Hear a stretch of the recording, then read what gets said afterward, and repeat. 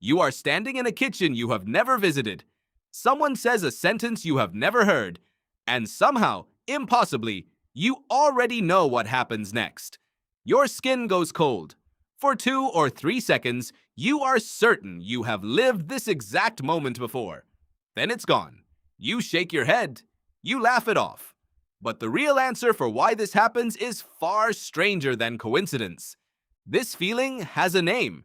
Déjà vu, French for already seen. Almost everyone experiences it. Most people feel it for the first time as teenagers. But here's the strange part. It is not a memory at all. Your brain has not actually seen this moment before. It only believes it has. And that belief is so convincing, so total, that for a few seconds your own mind becomes a liar you cannot catch. So what is actually happening inside your skull when this occurs? For most of history, nobody could answer that question. The Greeks had no explanation. St. Augustine wrote about a strange feeling of false memory over 1,000 years ago, and he had no answer either. For centuries, people assumed it was something mystical, a glimpse of a past life, a psychic flash, a crack in the universe. It felt too specific, too real, to be nothing. Then neuroscience caught up, and what researchers found was not mystical at all. It was something far more human, a glitch in the very system that keeps you sane. Here is where the science gets interesting. Your brain is constantly trying to answer one question.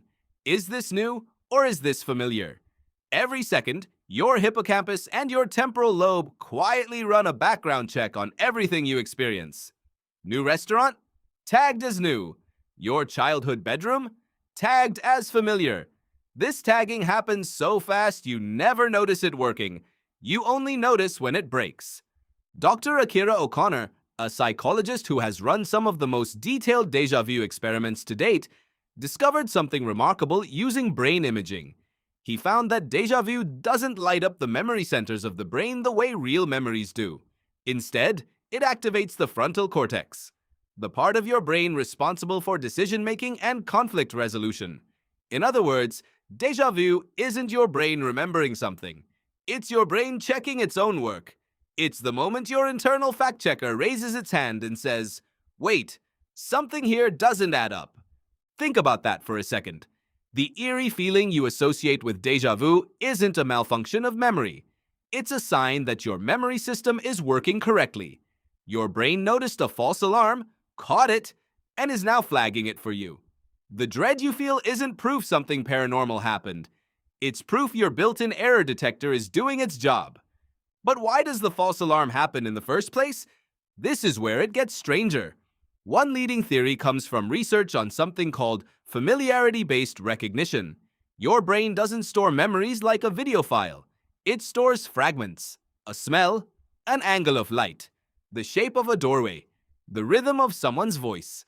When you walk into a new room, your brain instantly scans these fragments for matches. Most of the time, this scan runs smoothly in the background, and you feel nothing unusual, but sometimes a new scene shares just enough fragments with an old, forgotten memory. Not the whole memory, just a piece of it. Maybe the way the furniture is arranged, maybe the angle of the light through a window.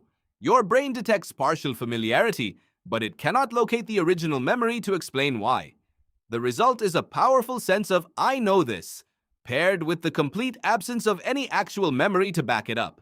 Your brain feels certainty and confusion at the exact same moment. That collision is déjà vu. There's a second theory that's just as unsettling. Some researchers believe déjà vu can occur when there's a tiny processing delay between the two hemispheres of your brain.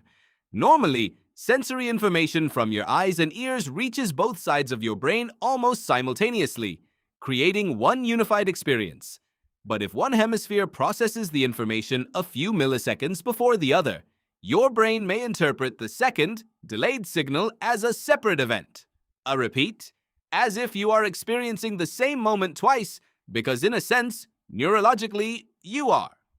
A third explanation comes from sleep and memory researcher Anne Cleary, whose work has focused on what's called Gestalt familiarity. Her experiments used virtual reality scenes laid out with the same spatial structure as scenes participants had seen before, but with completely different content. Participants reported déjà vu even though they had never seen those exact environments. Her conclusion was striking. You don't need to have experienced something directly to feel like you have. You only need the layout, the structure, the shape of a moment to match something buried in memory. Déjà vu, in this light, isn't about specific events at all. It's about pattern. This explains why déjà vu so often strikes in ordinary, forgettable settings. A hallway, a grocery store aisle, a conversation about nothing important. These aren't dramatic, memorable scenes. They are structurally simple ones. And simple structures are exactly the kind your brain has stored thousands of times before, scattered across years of nearly identical, unremarkable moments. You're not remembering one specific kitchen. You're recognizing the shape of every kitchen you've ever stood in, compressed into a single ghostly impression. There's also a developmental piece to this story that researchers find genuinely fascinating. Déjà vu peaks in your teenage years and 20s, then gradually fades as you age. Why? Because at that point in life, your brain's familiarity detection system is operating at full speed, while your memory retrieval system is still developing the fine-tuned precision it will have later. You're fast at sensing similarity, but slower at confirming exactly where that similarity comes from. That mismatch creates the perfect conditions for déjà vu. As you get older, your retrieval system catches up, the gap closes, and the strange sensation becomes rarer. So why does it feel so emotionally loaded? Why does déjà vu come with that chill down your spine, that brief sense that the universe just hiccuped? Because certainty is one of the most powerful feelings your brain can produce, and déjà vu hijacks it without permission. You don't choose to feel certain something has happened before. The feeling arrives uninvited, fully formed, and your conscious mind is left scrambling to explain a conviction it didn't generate and can't justify. For a few seconds, you experience a feeling completely disconnected from any actual cause, and your brain, which spends every waking moment building a coherent story out of fragments, briefly fails to do that. You feel the seams. And maybe that's the real reason déjà vu has fascinated people for thousands of years. It isn't proof of psychic ability or parallel timelines.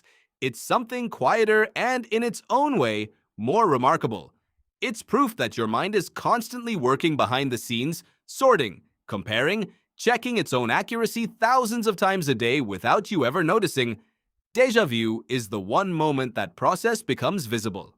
The curtain slips for 2 seconds, and you catch your own brain mid-calculation. So the next time it happens to you, in a hallway, mid-sentence, somewhere completely unremarkable, you don't have to feel unsettled. You're not glimpsing another life or another timeline. You're watching your own mind do something it does every second of every day, except this time, just for a moment, you got to see it happen. There's another layer to this story that rarely makes it into casual conversation about déjà vu, and it has to do with epilepsy research. Some of the clearest evidence about where déjà vu comes from arrived almost by accident, through patients undergoing treatment for temporal lobe epilepsy. Neurologists noticed that some patients experienced intense, vivid déjà vu moments right before a seizure began.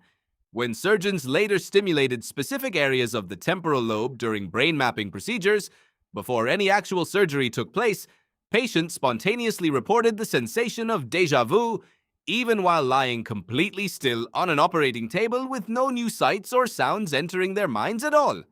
That detail matters more than it might seem.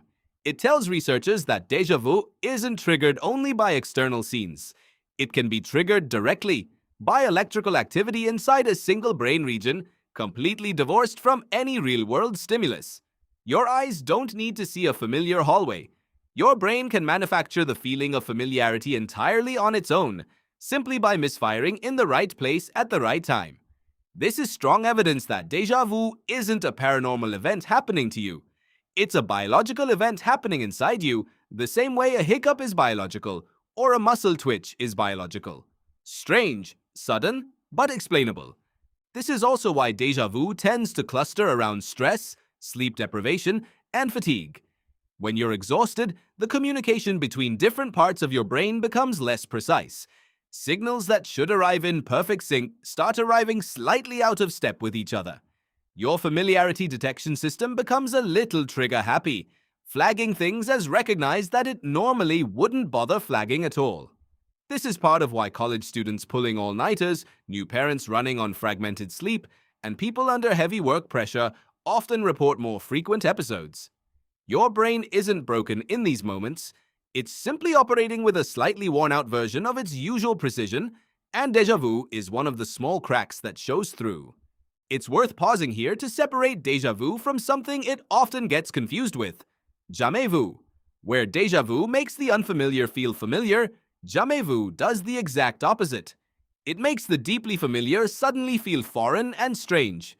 You might stare at a word you've written 1,000 times and suddenly it looks wrong, like it can't possibly be a real word.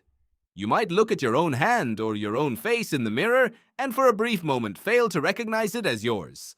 Both phenomena come from the same underlying system, your brain's constant silent effort to label experience as new or known. Déjà vu is that system firing when it shouldn't. Jamais vu is that system going quiet when it should be firing loudly. Together, they reveal just how much invisible labor your mind performs every single moment, just to keep your sense of reality feeling stable and continuous. Cultural history adds one more layer worth noting. Long before neuroscience had any answers, déjà vu found its way into philosophy and fiction precisely because it felt like proof of something larger than ordinary experience. Some philosophers speculated it was evidence of reincarnation, a flicker of a previous life bleeding through into this one. Science fiction later borrowed the feeling wholesale, turning déjà vu into a symbol of simulated realities and parallel timelines, that unsettling sense that the world had glitched, reset, and looped back on itself. It makes for a great story, but the actual science tells a quieter, more grounded version of that same mystery. You don't need a parallel universe to explain déjà vu. You just need a slightly imperfect filing system, run by a few billion neurons, working faster than your conscious mind can keep up with. And maybe that's actually the more remarkable explanation, not the lesser one. A parallel timeline would mean déjà vu is happening to you, an outside force briefly touching your life. But the neuroscience says something different, and in some ways more astonishing. Déjà vu is something your own brain is doing, constantly, quietly, correctly, almost every moment of your waking life. The single instance you happen to notice is just the one time the machinery briefly slipped into view. That kitchen you've never visited, that sentence you've never heard, they were never a memory at all. They were a glimpse of your own mind, quietly checking its work, and for once, letting you watch.